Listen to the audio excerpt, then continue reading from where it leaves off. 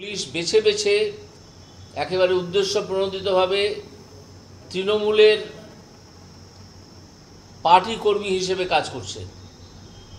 তারা আমাদের লোকাল নেতাদের তুলে নিয়ে আসছে এবং লোকাল থানায় নয়, নন্দীগ্রাম থেকে একজনকে তুলে নিয়ে এসছে তমলুকে, এখনও সে সেখানে আটকে আছে। গ্রেপ্তার করা হয়েছে কিনা সেটা জানানো পর্যন্ত হচ্ছে না, অথচ বাইরের লোক ঢুকছে প্রচুর এবং তারা এখানে বিভিন্ন হোটেলে আস্তানা তৈরি করে আছে।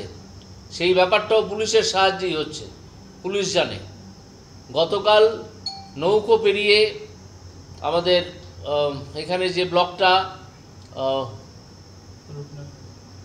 রূপনারায়ণ পেরিয়ে নৌকো করে আমাদের এখানে যে মাতঙ্গিনী ব্লক, সেইখানে অন্তত 20-22 জন ঢুকে বসেছিল রাত্রিরে।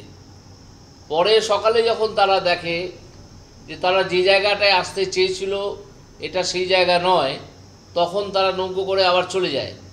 এটা আমাদের লোকেরা নৌকো করে চলে যাওয়াটা লক্ষ্য করেছে এবং সেটাও ঘটে ভোর রাত্রিরে। তাদের উদ্দেশ্য হচ্ছে এখানে গিয়ে, এখান নদী ধরে গিয়ে সোনাচূড়াতে নৌকো থামিয়ে সোনাচূড়াতে ওঠে কালকে গণ্ডগোল করার। ওরা নন্দীগ্রামকে স্পেশালি টার্গেট করেছে এবং তমলুককেও করেছে। পুলিশের এই যে কাজ, এর বিরুদ্ধে আমরা এসপির সঙ্গে দেখা করতে যাচ্ছি কয়েকজন আজকে 2টোর সময়, এবং এছাড়াও পুলিশ অবজারভারের সঙ্গে দেখা করতে যাচ্ছি। এবার আপনাদের যদি কোনো প্রশ্ন থাকে আপনারা করতে পারেন। বেশ কয়েক জায়গায় বিজেপির বিরুদ্ধে সন্ত্রাসের অভিযোগ তোলা হচ্ছে। হ্যাঁ, কোথায়? বিজেপির বিরুদ্ধে, যেমন নন্দীগ্রামের সোনাচূড়াতে মাইকিং করা হয়েছে, ভোট দিতে গেলে পেটে চামড়া মারা তুলে যাবে, এর একটা ভিডিও ভাইরাল। মাইকটা কে লাগিয়েছিল এবং সেই মাইকে চেঁচাচ্ছে কে? এই তো তৃণমূল চেঁচাচ্ছে বিজেপির নাম করে, বুঝতে পেরেছেন? তৃণমূল লাগিয়ে বিজেপির নাম করে চেঁচিয়ে এগুলো ভাইরাল করছে।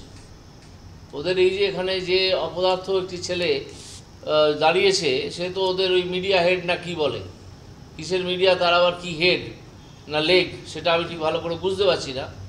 সে যে ধরনের অপপ্রচার চালাচ্ছে, তো এগুলো বিশ্বাসযোগ্যই নয়। আমরা কেন করতে যাব এইসবগুলো? নন্দীগ্রাম থেকে তার নাম ছিল এফআইআরে, তার নাম ছিল না।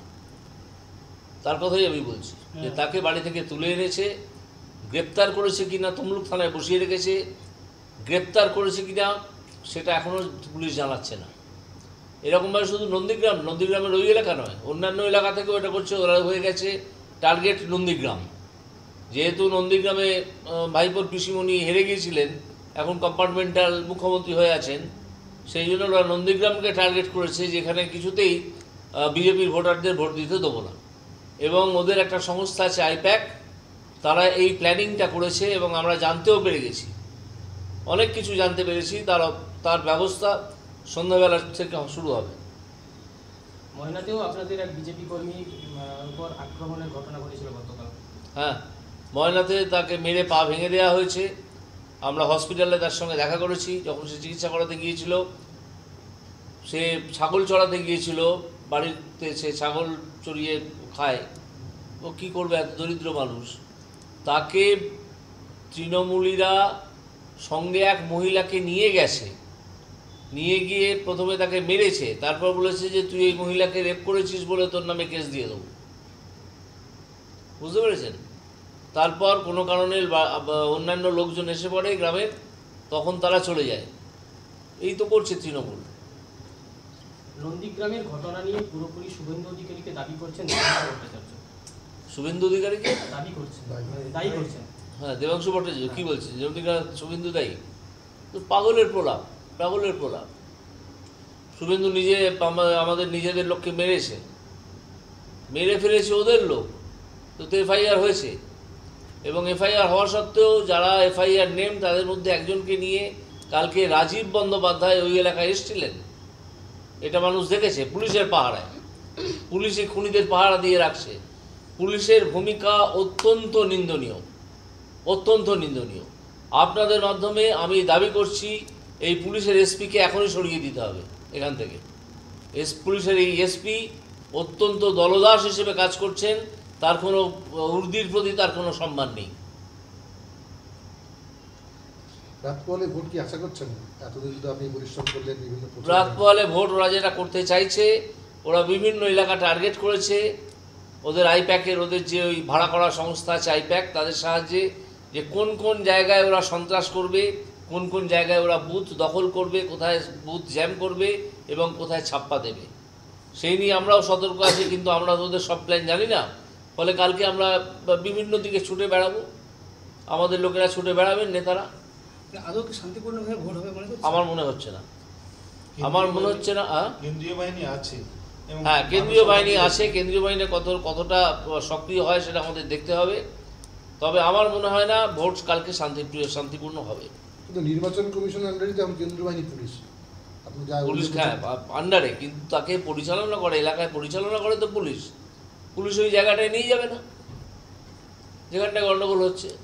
আমি সেদিন নন্দীগ্রাম থানায় গিয়ে নন্দীগ্রাম ওসির সঙ্গে কথা বলেছিলাম, অত্যন্ত ভদ্রভাবে কথা বলেছিলাম। ভদ্রভাবেই কথা বলাটা দস্তুর ভদ্রলোকের সঙ্গে, কিন্তু এখন দেখতে পাচ্ছি তিনি তো ভদ্রলোক নন, তিনি ওই খাকি উর্দির গায়ে দিয়ে ভাইপোর চাকর হয়ে কাজ করছেন, ভাইপোর চাকর হয়ে গেছেন। কাকে জলের বোতল দিচ্ছেন, কাকে প্রেস কার্ড বিলোচ্ছেন, এইসবের দায়িত্বে তিনি থাকছেন। এটা তার কাজ? নির্লজ্জ লোকজন হয়ে গেছে। আমরা কিন্তু প্রচুর ব্যবস্থা নেবো এদের ক্ষেত্রে, এরা হয়তো বুঝতে পারছে না। এরা ভাবছে যে দালালি করে তাদের হয়ে কাজ করে একটা বিরাট কাজ কিছু করছে, বিরাট উপকার তাদের নিজেদের জন্য করছে বা তৃণমূলের জন্য করছে, কিন্তু তারা বুঝতে পারছে না প্রত্যেকটা এইসব কাজের হিসেব আমরা নেব। বিরোধীরা বলছে এবারে কেন্দ্রে বিজেপি আসবে না। সে তো তারা বলবেই, কেন্দ্রে বিজেপি আসবে না, মমতা ব্যানার্জি আসবে। 42টা সিট যদি মমতা ব্যানার্জিকে দিয়ে দেওয়া হয়, মমতা ব্যানার্জি কেন্দ্রে সরকার করবে 42টা সিট নিয়ে? এসব হাস্যকর কথাবার্তা। সমস্ত বুথেই কি আপনারা এজেন্ট দেবেন? নিশ্চয়ই। তো কি আমরা কি সব বুথে এজেন্ট দেবো না বলে আপনার মনে হয়?